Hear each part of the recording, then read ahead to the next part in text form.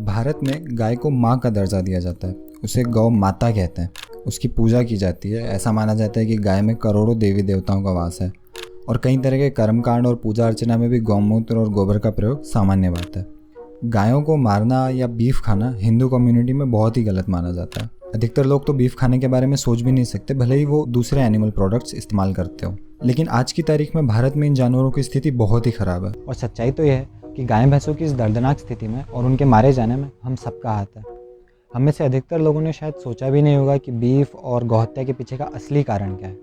तो एग्जैक्टली क्या हो रहा है इन जानवरों के साथ और उसे रोकने के लिए आप और मैं क्या कर सकते हैं? पहले ये समझते हैं कि सिचुएशन आखिर कितनी खराब है। भारत सबसे ज़्यादा बीफ एक्सपोर्ट करने वाले देशों में गिना जाता है। हम दुनिया में चौथे नंबर पर हैं दूसरे देशों को बीफ बेचने में। यानी भले ही हम अपने देश में बीफ ना खाएं, लेकिन हम जानवरों को काटकर दूसरे देशों को तो भेज ही रहे हैं। पूरी दुनिया में हर साल 3.25 करोड़ भैंसें मारी जाती हैं लगभग। इसकी 40% से भी ज़्यादा यानी लगभग 1 करोड़ 16 लाख भैंसें केवल भारत में मारी जाती हैं।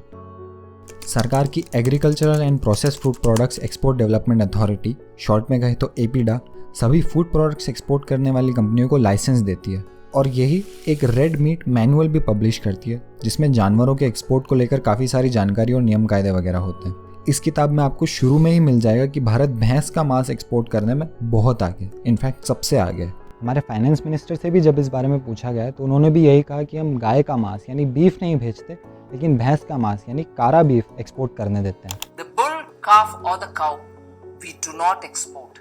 But however, in the West, there is an expression called kara beef, which is used for buffaloes. The buffaloes are permitted, we can export buffaloes. अब तक हमने भैंसों की बात करी, इसका मतलब ये नहीं कि भारत में गायों को नहीं मारा जाता। गायों की स्थिति अगर हम समझें तो कई राज्यों में गौहत्या पर पूरा बैन है। पूरा बैन मतलब ना ही वहाँ गाय मारी जा सकती है, ना ही उसके बछड़े। उसके बाद कई राज्य जिसमें काउ स्लॉटर तो बैन है, लेकिन बुल और बुलक्स एक सर्टिफिकेट के साथ मारे जा सकते हैं। उसके बाद फिर 2 राज्य ऐसे हैं जहाँ पर काउस, बुल्स और बुलक्स तीनों को ही एक सर्टिफिकेट के साथ मारा जा सकता है। और फिर उसके बाद में नॉर्थ ईस्ट और केरला, ये 2 जगह ऐसी हैं जहाँ पर काउ स्लॉटर पर कोई बैन नहीं है। अब अक्सर होता यह है कि जिन राज्यों में काउ स्लॉटर बैन है, वहाँ से जानवरों को गाड़ियों में भर के दूसरे राज्यों तक पहुँचाया जाता है, जहाँ उन्हें कानूनी रूप से मारा जा सके। आए दिन ऐसी खबरें देखने को मिलती रहती हैं और खबरें ये भी आती हैं कि भैंस का मांस बोलकर गाय का मांस एक्सपोर्ट किया जा रहा है और भारत से बांग्लादेश में गायों की स्मगलिंग की जा रही है। यानी इस बात में कोई दो राय नहीं है कि इस देश में बहुत बड़ी संख्या में गाय और भैंसें दोनों मारी जाती हैं और जब तक भैंसें मरती रहेंगी तब तक गाय भी मरती रहेंगी, क्योंकि पूरा भारत ही गायों को पालकर गौशालाओं में नहीं भेजने वाला है। तो इस सब का कारण क्या है? क्यों इतने ज़्यादा जानवर इतनी ज़्यादा संख्या में मारे जा रहे हैं? तो सच्चाई यह है कि भारत में गाय भैंसों की इतनी ज़्यादा हत्या का सबसे बड़ा कारण डेयरी इंडस्ट्री है। दूध उद्योग, यानी आपका और मेरा दूध पीना और दूध के प्रोडक्ट्स इस्तेमाल करना। बात सुनने में बहुत अजीब लग सकती है और आपके मन में कई ख्याल आएंगे कि प्राचीन काल से दूध हमारी संस्कृति का हिस्सा रहा है, ऋषियों के पास गायें होती थी और ऐसा कैसे बोल सकते हैं। पर आप एक खुले दिमाग के साथ सुनिए और यकीन मानिए, पूरा वीडियो देखने के बाद बात एकदम साफ हो जाएगी। तो देखते हैं कि बीफ के पीछे दूध का हाथ कैसे है। कहानी शुरू होती है बछड़े के पैदा होने के साथ। गाय भैंसों का दूध निकाला जाता है और उनसे मुनाफा कमाया जाता है।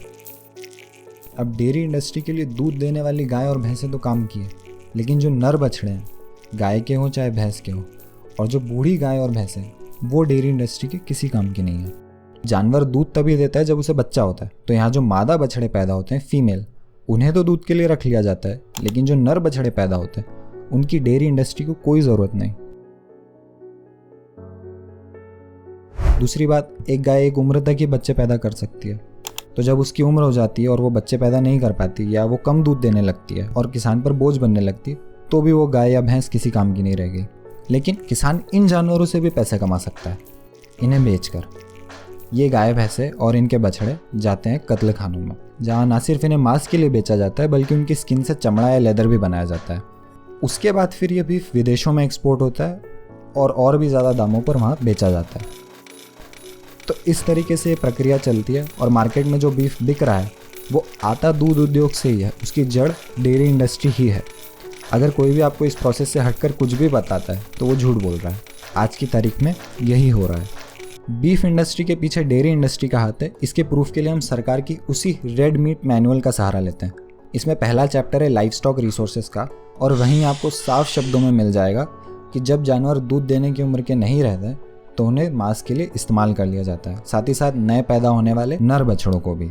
2018 तक हमने दूध का उत्पादन 9 गुना बढ़ा दिया है। पहले हम लोग 2 करोड़ टन दूध पैदा करते थे और आज हम 18 करोड़ टन दूध पैदा कर रहे हैं। और इसी के साथ 1960 से लेकर 2018 तक में हमने बीफ का कारोबार भी 2.5 गुना बढ़ा दिया है।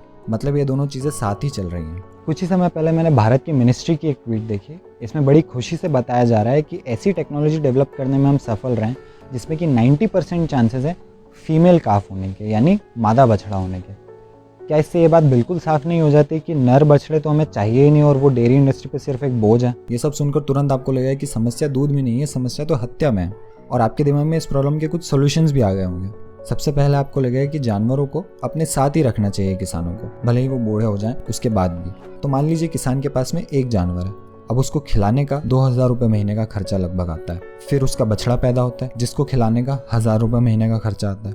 और इस गाय का दूध बेच करके उसकी कमाई हो रही है 20,000 रुपये महीना। 3,000 रुपये उसका खर्चा है, यानी वो 17,000 रुपये महीना कमा रहा है। अब लगभग साल भर बाद एक और बछड़ा पैदा होता है तो उसकी इनकम तो उतनी ही रह जाएगी, लेकिन अब जो एक और बछड़ा पैदा हो गया है उसका 1000 रुपये महीने का खर्चा बढ़ जाएगा। और जो दूसरा बछड़ा है उसका भी 1000 से 1,500 हो जाएगा क्योंकि वो भी बड़ा हो रहा है। तो ऐसे करके उसकी इनकम तो वही रहेगी, लेकिन एक्सपेंसेस बढ़ गए और नेट प्रॉफिट कम हो गया।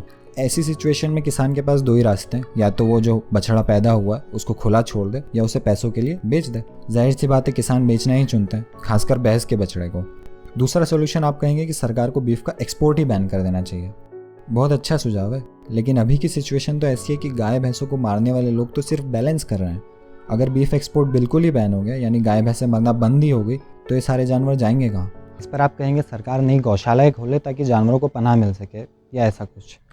तो आप इन तस्वीरों को ध्यान से देखिए।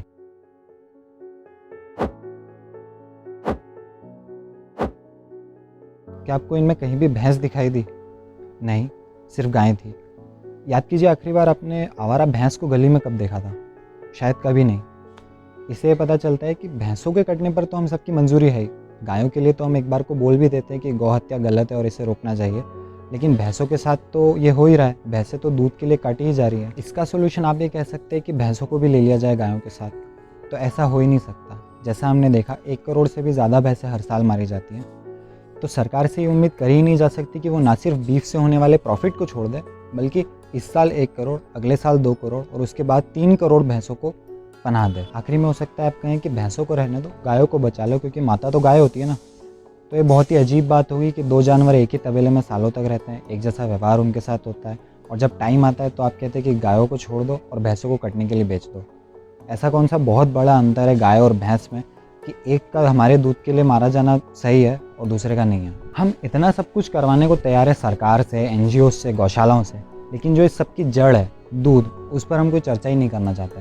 ये बात हमारे दिमाग में बैठी हुई है कि दूध से कोई नुकसान नहीं है, दूध तो शाकाहारी है, दूध तो नेचुरल है, बाकी सारी चीज़ें गड़बड़ हो सकती है लेकिन दूध तो अपने आप में ठीक ही है।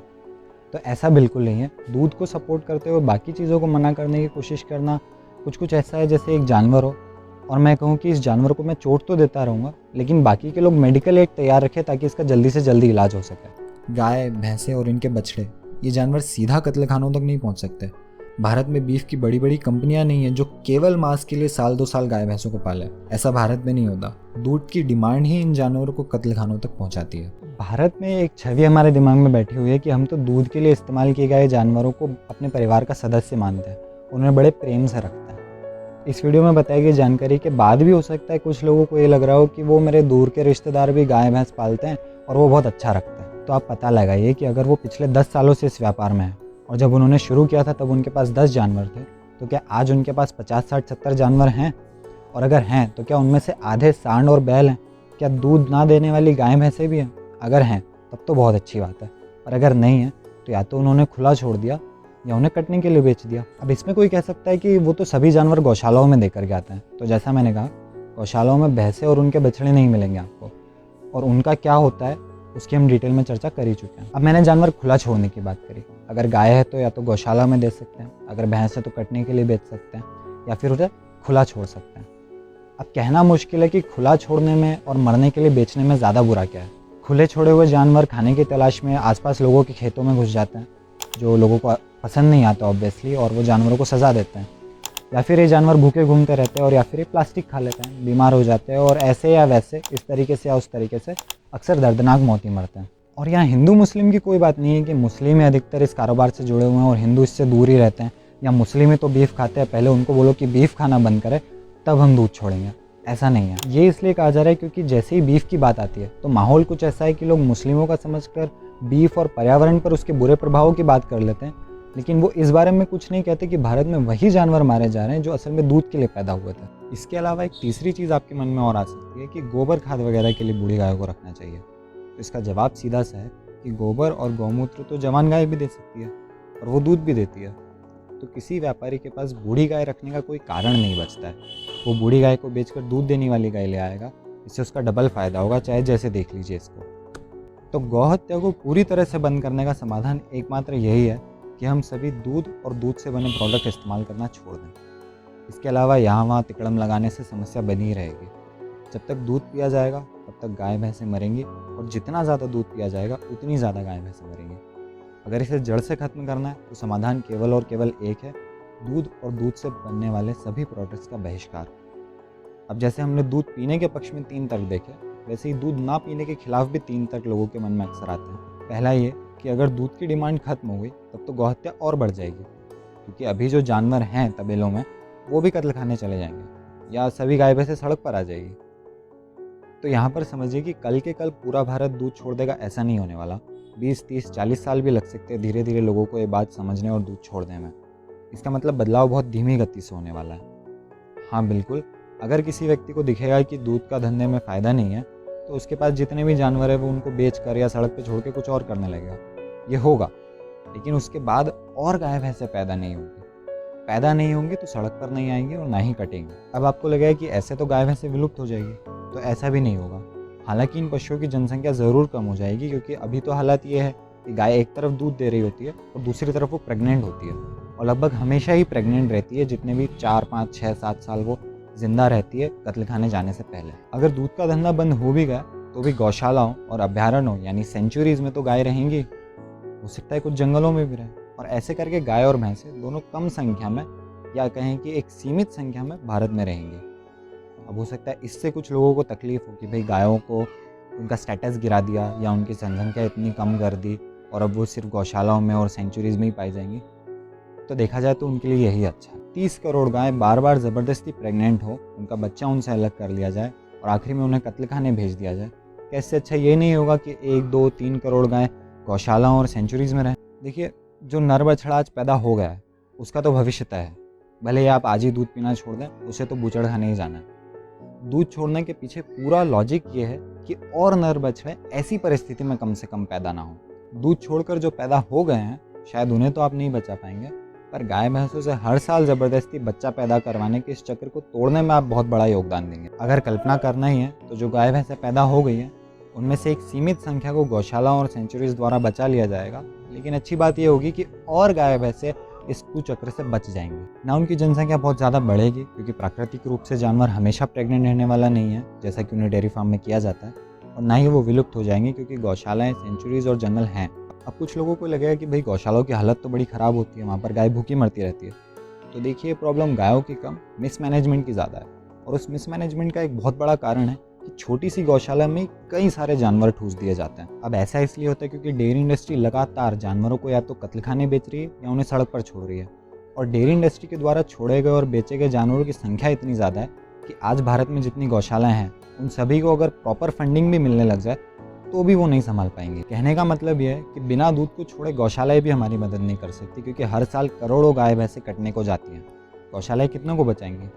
और फिलहाल तो गौशालाओं में भैंसें होती ही नहीं हैं, लेकिन अगर दूध छूट जाता है तो गौशालाएं शायद ज़रूर हमारे काम आ सकती है, क्योंकि तब सीमित संख्या में होंगी गाय और भैंसें। दूसरा ख्याल मन में ये आ सकता है कि दूध की डिमांड ना होने पर भी लोग मांस के लिए गाय भैंसों को पालते रहेंगे और दूध छोड़ने से कोई फ़र्क ही नहीं पड़ेगा।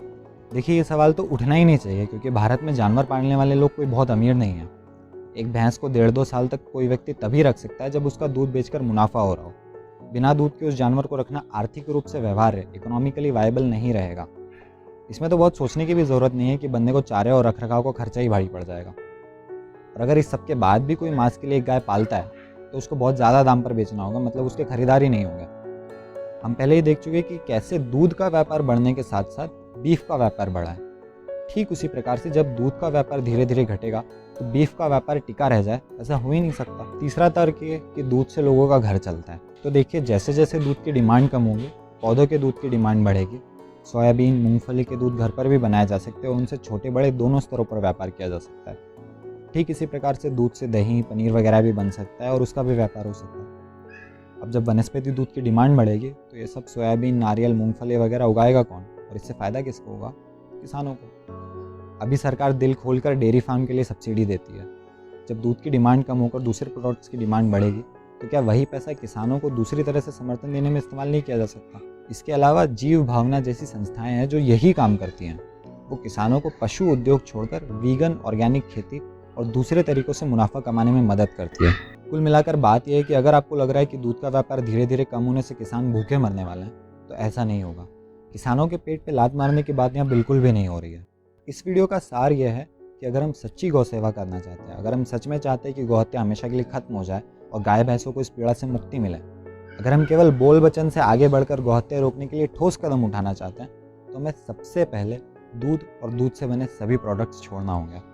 आज की तारीख में इसके बिना बात नहीं बनने वाली है। दूध इस्तेमाल करने का हमारे पास कोई कारण नहीं है। कैल्शियम हरी सब्जियों में भरपूर है, प्रोटीन दाल, राजमा, सोयाबीन में भरपूर है। लेकिन केवल दूध के कारण करोड़ों गाय भैंसें रोज़ कट रही हैं। बहाने बनाने को हज़ार हैं, लेकिन अगर आप चाहते हैं कि ये सब खत्म हो तो आप घर